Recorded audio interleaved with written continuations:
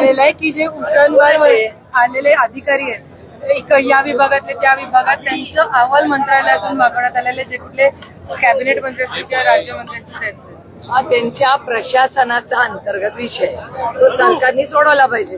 बनेश्वर रस्त्यासाठी ज्यावेळेस तुम्ही आंदोलनाला बसला होता ना दादा 25 ला होते आणि त्याला विरोध होताना पाहिला की आज प्रकाश आंबेडकर सुद्धा त्या विरोधात आंदोलन करतात। काही सीन आहेत ते सुद्धा त्यातले कट केलेले।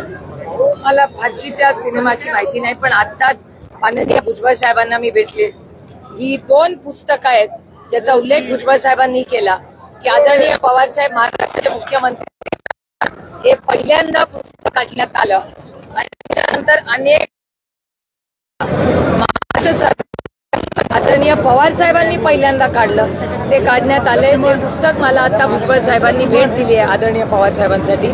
मी भुजबळ साहेबांचे मनपूर्वक आभार मानते की आदरणीय पवार साहेबांसाठी त्यांनी ही एवढी प्रेमाची भेट दिलेली आहे आणि माझा विश्वास आहे की हे पुस्तक हे शेवटच्या महाराष्ट्रातल्या नवीन पिढीच्या मुला मुलींपर्यंत पोहोचवणं हा विचार पोहोचवण्याची जबाबदारी आज तुमच्या आणि माझ्यावर। काही बनेश्वरच्या रस्त्याबद्दल स्वतः अजित पवार म्हणले की माझ्या बहिणीला पण आता उपोषणाची वेळ येणार नाही, लवकरच त्याला निधी दिला जाईल आणि रस्ता जो आहे तो नाही। मी महाराष्ट्र सरकारचे आणि प्रशासनाचे आभार मानते कारण हा विषय काही राजकीय नाही, माझ्यासाठी तर नाहीच, आमचा श्रद्धेचा विषय आहे। त्याच्यामुळे सरकार त्याच्याबद्दल आता सकारात्मक भूमिका घेते, त्याचं मी मनापासून स्वागत करते। काही एसटी कर्मचाऱ्यांचा कालचा दिवसभराचा जो गोंधळ होता, एसटी कर्मचारी मार्च महिन्यातला 56% पगार जो आहे तो एसटी कर्मचाऱ्यांना दिला गेला, त्यानंतर आंदोलनं जे आहे ते राज्यभर झाली, राज्यभर संताप व्यक्त केला। उशिरा असं कळतं की बातम्या आणि सगळ्यामधून 44% पुन्हा द्यायचे ठरवले।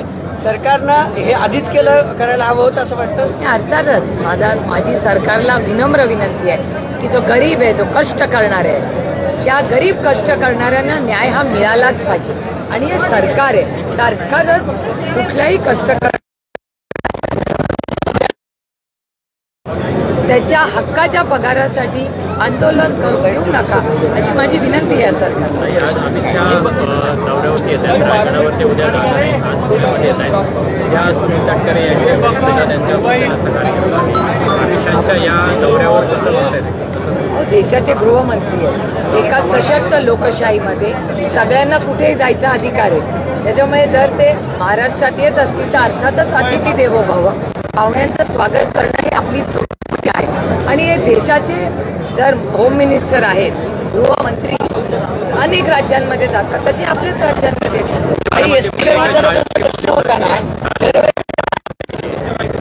प्रेम प्रकरणाचं हे झालेलं आहे, लग्नाचा तगादा आहे तो त्या मुलाने लावलेला होता आणि त्याच्या दृष्टीने हो, ही माहिती माझ्याकडे आज आलेली, आम्ही आणखी माहिती घेतोय त्याची। त्या महिलांवर ज्या होणारे अत्याचार याच्यात प्रचंड वाढ होते आणि मला असं वाटतं मी अनेक वेळा माननीय गृहमंत्र्यांना विनंतीही केली आहे की एक ऑल पार्टी मीटिंग बोलवा आणि राजकारण बाजूला ठेवून आपण महाराष्ट्राच्या हितासाठी ज्या काही गोष्टी आहेत ह्याच्यावर एक समाज म्हणून आपण चर्चा केली पाहिजे। ही वारंवार मागणी मी सरकारकडे केलेली। एसटी कर्मचाऱ्याचा जो प्रश्न आहे ना, दरवेळी त्यांना आंदोलन करावं लागतं, उपोषण करावं लागतं। मार्च महिन्यात 56% पगार आला, त्यानंतर अनेक माध्यमांनी न्यूज 18 लोकांनी त्याच्यावरती अनेक शो केले काल दिवसभर, जो आहे तो त्यानंतर इम्पॅक्ट झाला आणि मग निर्णय घ्यावा लागला। सरकारला निर्णय घेण्यासाठी का असं माध्यमांवरती बातम्या हा प्रश्न तुम्हाला सरकारला विचारायला पाहिजे, कारण का असंवेदनशीलपणा हा कशासाठी आणि गरब कष्ट करण्या, जो एसटी चालक आहे तो कष्ट करणारा आहे, त्याचा हातावरचं पोट आहे, तो बिचारा काय करेल पगार एखादा महिना। त्याच्यामुळे माझी या सरकारला विनम्र विनंती आहे की या गरीब कष्ट करणाऱ्यांचे पगार हे वेळेवर झालेच पाहिजेत। ही आग्रहाची भूमिका कुणाची राहील, माणुसकीची केंद्रीय खासदाराला आंदोलन करावं लागतं, एवढी महाराष्ट्राची वाईट परिस्थिती आहे का? आता पैसे त्या रस्त्यावर पडलेले आहेत, त्याच्यामुळे मला असं वाटतं आता बनेश्वरचा रस्ता हा 2 तारखेला आम्ही नारळपुराला जाणार आहे, त्याच्यामुळे तो विषय फार न वाढवता आता तो रस्ता कसा होईल आणि तुमच्या सगळ्यांचं मी ते स्वागत करीन, तुम्ही सगळे दर्शनाला या। दीनानाथ मंगेशकर रुग्णालयाचा जो खरं तर वाद आहे ना, जी घटना घडली ती दुर्दैवी आहे हे सगळं बोलतात, पण आता मंगेशकर कुटुंबियांवर देखील थेट टीका होत्या। वडेट्टीवार म्हणाले की मंगेशकर कुटुंबीय ही टोळी आहे लुटणारी महाराष्ट्रातली। मी काही स्टेटमेंट ऐकलेलं नाही, त्याच्यावर मी काय त्याच्यावर बोलू शकत नाही, पण एवढं जरूर म्हणेन की हॉस्पिटल आणि म्हणजे पूर्ण प्रशासन तिथलं हॉस्पिटलचं हे अर्थातच जबाबदार आहे. माणिकराव कोकाटेंनी वक्तव्य केले, माणिकराव कोकाटेंनी वक्तव्य केले की माझा स्वभावच तसा आहे, तो एक दिवसात बदलणार नाही, माझा बोलण्याचा हेतू हा शुद्ध होता. काही विषय असतात त्याच्यावर न बोललं रामकृष्ण हरी. गेल्या 5 वर्ष उद्या रायगडावर येणार आहे, तर रायगडावरचा महत्त्वाचा मुद्दा आहे की समाधीजवळचा जो महागेपुत्राचा पुतळा आहे तो मुद्दा आहे. तर तुमची भूमिका काय आहे? माझी भूमिका नाही, आज इतिहासावर भूमिका इतिहासकाराने घेतली पाहिजे. मला असं वाटतं राजकारण आणि इतिहास याची गल्लत करू नये. जे इतिहासातले तज्ज्ञ आहेत त्यांचं जे काय मार्गदर्शन असेल तेच योग्य आहे. काही महापुरुषांबद्दल वक्तव्य, आक्षेपार्ह वक्तव्य करण्यासंदर्भात एक कायद्याच्या सध्या चर्चा सुरू आहे. उदय निराजेची सुद्धा स्पष्ट भूमिका मांडली की हा जर कायदा आला तर जे वाचाळवीर आहेत त्यांना कुठेतरी लगाम राहील. महाराष्ट्र सरकारने प्रस्ताव द्यावा, आम्ही सगळे त्याच्यावर चर्चा करू आणि अर्थातच महापुरुषांवर कोणीही चुकीचा शब्द काढला तर कायदा पुढचा होईल तेव्हा होईल, पण आजही महाराष्ट्रातला स्वाभिमानी मराठी माणूस ते सहन करणार नाही. पीक विम्याच्या संदर्भात एक प्रश्न आहे. 10,500 कोटी ज्या कंपन्या आहेत खरं तर महाराष्ट्रातल्या त्यांचा उथळ कारभार पुन्हा एकदा आलाय. शेतकऱ्यांना पैसे जात नाहीत पण खर्च मात्र त्यांचा वाढतोय. सरकार याकडेही लक्ष त्याला धरून काही की गेल्या 5 वर्षात 50 कोटींचा नफा हा विमा कंपनींचा झाला आहे. आता केंद्रीय अहवालामध्ये पण तसं नमूद करण्यात आलेलं आहे. हे बघा, महाराष्ट्राच्या पीक विम्याबद्दल काय काय झालं हे माझ्यापेक्षा हा प्रश्न तुम्ही सुरेश धसांना विचारा, संदीप क्षीरसागरांना विचारा. हा प्रश्न तुम्ही बजरंग अप्पा सोनावणेंना विचारा. त्यांनी तुमच्या चॅनलला सगळी माहिती दिलेली आहे. आणि याबद्दल शिवराज सिंग चौहानांनी माझ्याच प्रश्नावर शब्द दिलाय की याची मी इन्क्वायरी लावणार आहोत आणि माझा शिवराज सिंग चौहानांवर पूर्ण विश्वास आहे की ते इन्क्वायरी लावतो. वाल्मिक करार न्यायालयामध्ये असं म्हणतात की मी पूर्णपणे निर्दोष आहे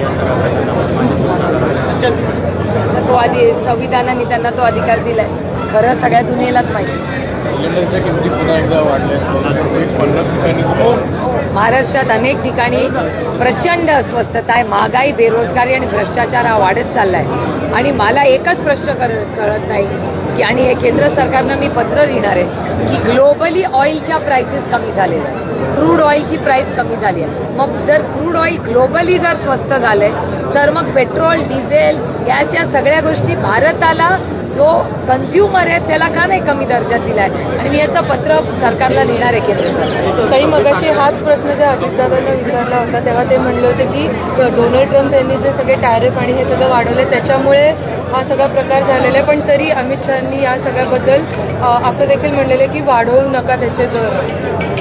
एक तर म्हणजे ते मी स्टेटमेंट ऐकलेलं नाही, पण मला जे उत्तर फ्लोअर ऑफ द हाऊसवर दिलेलं आहे त्याच्यात तुमच्या चॅनलवर सगळ्यांना माहिती आहे की क्रूडची प्राइसेस, पेट्रोल डिझेलची जी प्राइस असते ती क्रूड डिसाईड आणि क्रूड ऑइलच्या प्राइसेस ग्लोबली पडलेल्या आहेत. त्याच्यामुळे जर त्या कमी झालेल्या आहेत त्याचा बेनिफिट सरकारने हा सामान्य मायबाप जनतेला जी महागाईनी आज त्रस्त आहे त्यांना दिली पाहिजे अशी आमच्या आग्रहाची भूमिका आहे. आणि सिलेंडरचा 50 रुपये वाढवण्याचं काहीच कारण नाही. मी केंद्र सरकारला पत्र लिहिणार आहे आणि मी त्या मंत्र्यांना पत्र लिहिणार आहे की बाबा ही 60 रुपये बॅरल झाला आहे तर तुम्ही डिझेल आणि पेट्रोलचे भाव कमी करा. एक आणि दुसरं गॅस सिलेंडरचा भाव कृपा करून वाढवू नका, कारण का आधीच लोक महागाईने त्रस्त आहेत. तुम्ही म्हणताय का इंधनाचे दर वाढले? नाही, इंधनाचे दर, क्रूड ऑइल, इंधन नाही, क्रूड ऑइलचे ग्लोबल प्राइसेस क्रॅश झालेली 60 रुपये आहे, $60. तुम्ही काल एक प्रोग्राम पॉवर बदलण्यामध्ये त्यामध्ये त्यांच्याच मुलाचं होतं ना. नाही कसं आहे, फॅमिलीचे गोष्टी ह्या फॅमिलीतच असल्या पाहिजेत. मला असं वाटतं राजकारण आणि फॅमिली गल्लत कोणीच करू नये. आणि काल जयचा आणि ऋतूचा काल त्यांची एंगेजमेंट सेरेमनी झाली. आम्हाला मनापासून आनंद झाला की आमच्या घरात आणखीन एक लेक येते आणि एक आनंदी सोहळा. काल सगळेच आमचे ज्येष्ठ आशा काकी होत्या, काल आमच्या सुमती काकी हम्पीवरनं आवर्जून उपस्थित होत्या, सगळेच होते. आणि मध्येच आमच्या घरात एक खूप दुर्दैवी घटना झाली. आमच्या काकी भारती काकी गेल्या. भारती काकी गेल्यानंतर त्याच्यातूनच जेव्हा आमचं कुटुंब सावरत होतं तेव्हा ही एंगेजमेंट होते.